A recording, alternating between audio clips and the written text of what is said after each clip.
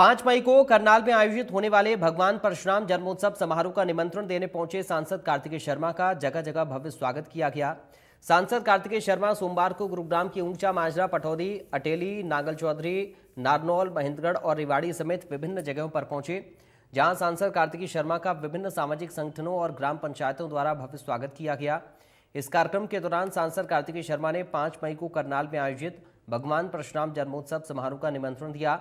सांसद कार्तिकेय शर्मा ने कहा कि 5 मई को करनाल में राज्य स्तरीय परशुराम जन्मोत्सव समारोह का आयोजन किया जा रहा है, जिसको लेकर सभी लोगों को परशुराम जन्मोत्सव कार्यक्रम का निमंत्रण देने के लिए मैं आपके बीच आया हूं। कार्यक्रम को लेकर बहुत अच्छी तैयारी राज्य स्तर पर चल रही है। सांसद कार्तिकेय शर्मा ने कहा कि भगवान परशुराम 36 बिरादरी के भगवान हैं। वो सिर्फ किसी एक समाज के नहीं, सभी समाज के भगवान हैं। भगवान परशुराम की शिक्षा थी कि आपको शास्त्र और शस्त्र दोनों का ज्ञान होना चाहिए। पंडित विनोद शर्मा भी सदैव एक बात कहते हैं कि आपकी नीयत और नीति साफ होनी चाहिए।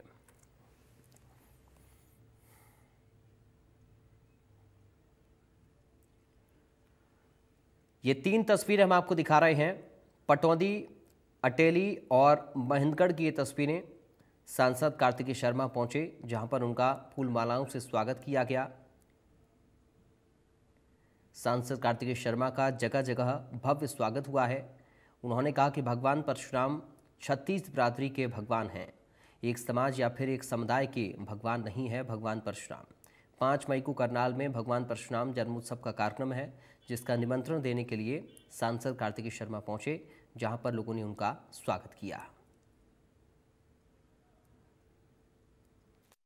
पंडित विनोद शर्मा जी ने हमेशा गरीब, मजबूर और ऐसे व्यक्तियों की जो सबसे जरूरतमंद है मदद करने की कोशिश की है। जो ABVG का पौधा उन्होंने लगाया था, उसमें लगभग 14,500 बच्चों को नौकरियां मिली इन 4 समाजों से। और उनका यही प्रयास रहता है कि जो व्यक्ति गरीब है, जो सक्षम नहीं है, जिसके पास समर्थ नहीं है, जिसके पास रोजगार नहीं है, जिसके पास कोई भी कमाई का साधन नहीं है, उनको प्राथमिकता मिलनी चाहिए सरकारी नौकरी के अंदर हमेशा, ताकि सबसे पहले वह घर बस सके, उनके घर में एक नौकरी जा सके, ताकि एक व्यक्ति तो परिवार के अंदर सरकारी नौकरी द्वारा कमाई कर सके। सिर्फ इतना ही नहीं, उन्होंने धोली की जमीन का जो मालिकाना हक था वो दिलाने का काम भी किया।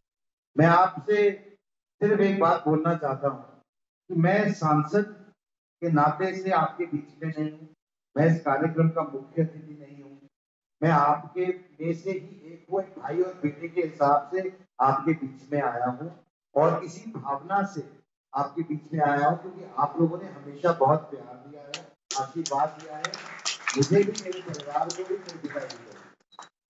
देखिए, परशुराम जी 36 बिरादरी के भगवान, वो सिर्फ एक समाज के या एक समुदाय के भगवान नहीं। इसलिए मैं आपसे निवेदन करना चाहता हूं, क्योंकि मेरे आने का यहाँ मुख्य उद्देश्य है, आने वाली 5 तारीख को एक भव्य कार्यक्रम भगवान परशुराम जी के जन्मोत्सव के उपलक्ष्य में मनाया जा रहा है।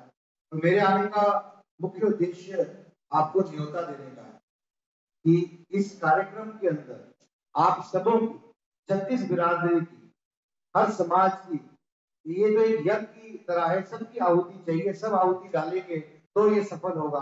और इसी को सक्षम और सशक्त बनाने के लिए मैं आपके बीच में आया हूं।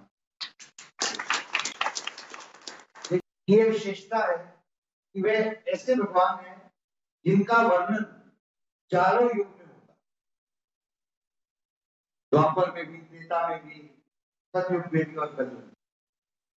तो मैं आपसे इस कार्यक्रम के द्वारा भगवान परशुराम जी की जो सीख है, जो शिक्षा है, उसकी बात करना चाहता हूं कि गलत के खिलाफ लड़ने की जो शिक्षा, सही के साथ खड़े होने की शिक्षा, जो हमारे पुरखों ने, हमारे पूर्वजों ने हमेशा अगली पीढ़ी को देने का काम किया। मैं आप सबसे भी निवेदन करना चाहता हूं, क्योंकि लोकतंत्र के अंदर एक चुनाव एक पर्व की तरह मनाया जाता है और ये पर्व 5 साल में एक बार आता है। ये चुनाव देश का चुनाव है, प्रधानमंत्री का चुनाव है। जो हम MP चुनेंगे वो आगे प्रधानमंत्री चुनेंगे, और इस चुनाव के वनस्पत देश की दिशा और दशा दोनों का फैसला होता है। तो मेरा आपसे निवेदन है कि अपने विवेक के साथ, सारे बड़े बुजुर्ग बैठे हैं यहाँ पर, बुद्धिजीवी हैं, समझदार लोग बैठे हैं, अपने विवेक के साथ सोच समझकर, अपनी विचारधारा के साथ, अपनी आस्था के साथ हर चीज़ का आकलन करके ये फैसला करिए किसको वोट देनी है, किसको नहीं, किसको अगली बार सरकार में लाना है, कौन आपके देश का नेतृत्व करे।